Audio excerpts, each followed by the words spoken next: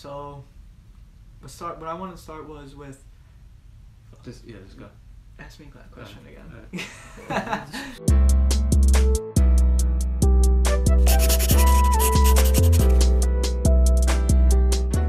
Welcome, proprietors, to Blank's Lifestyle, a series where we feature a different entrepreneur every single month and bring their story to you.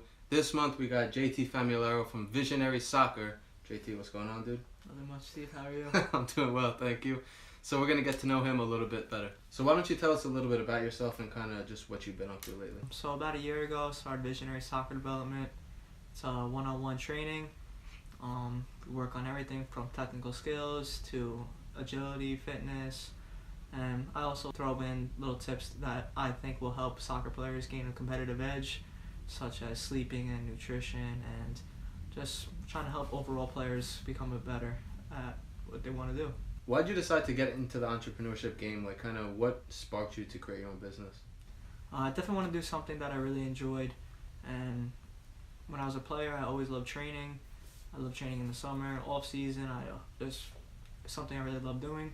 I like seeing the progress of me throughout the games and throughout the season. So I thought it would be a good idea to help players on their training and take what I've learned throughout my career and try to help them. And I really don't like when I do coach for other companies.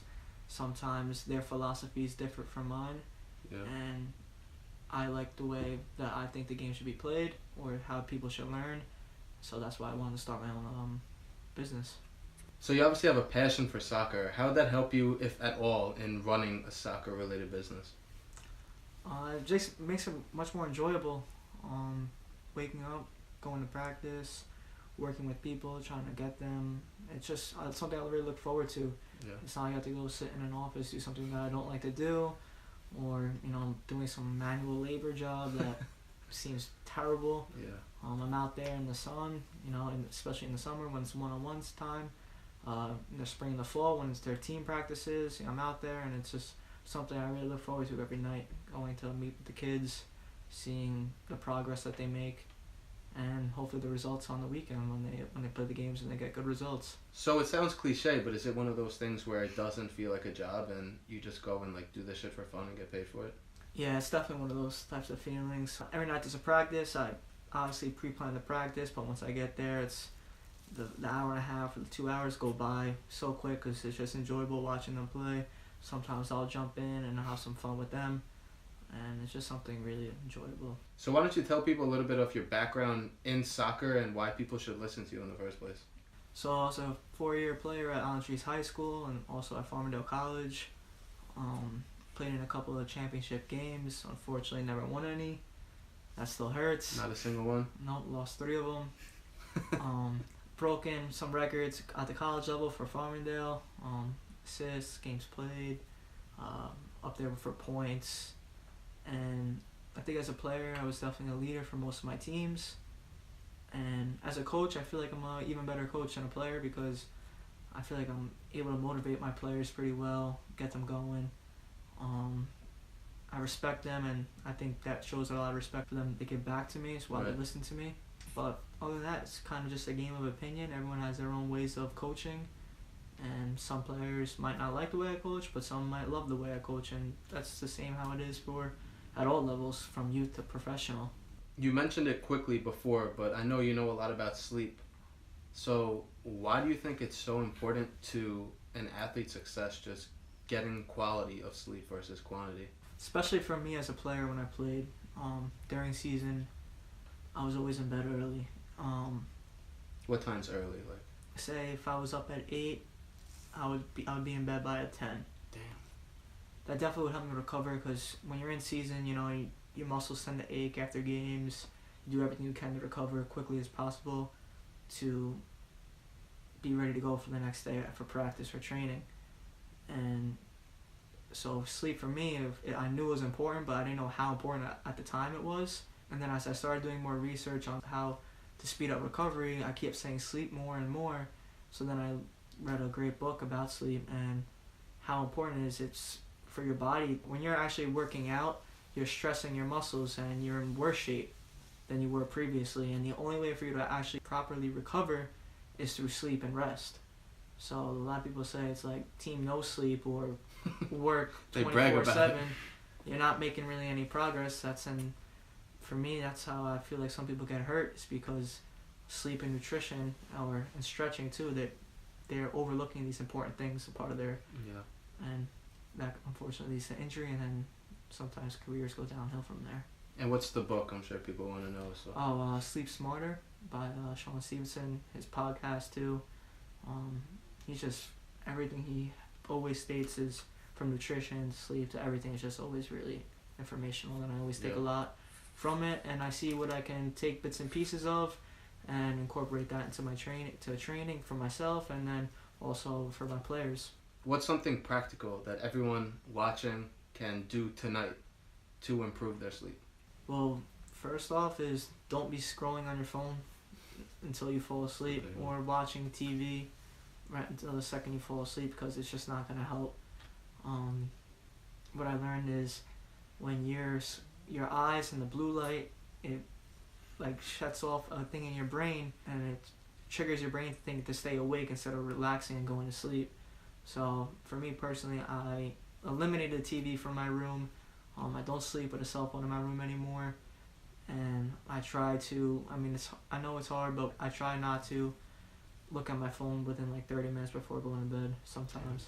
But sometimes that's hard because you get home late, you got other work you need to do.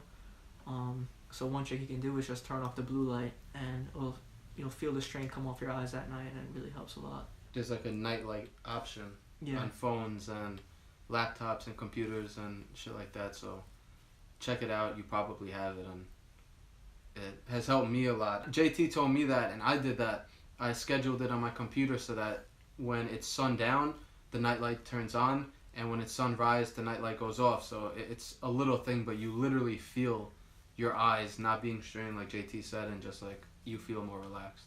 So walk me through a perfect day in JT's ideal lifestyle, from the second you wake up to the second you go to sleep.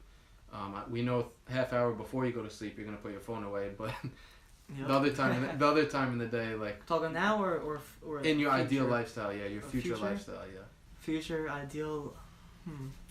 So wake up probably 4:30 in the morning, get a nice workout in or a run, take care of whatever business needs to be taken care of, relax, and then go off and start coaching, come home at night, drink a little hot chocolate, and then relax again and get my mind right and my body right for the next morning, and go to sleep nice and early. Right. Nice and early sleep.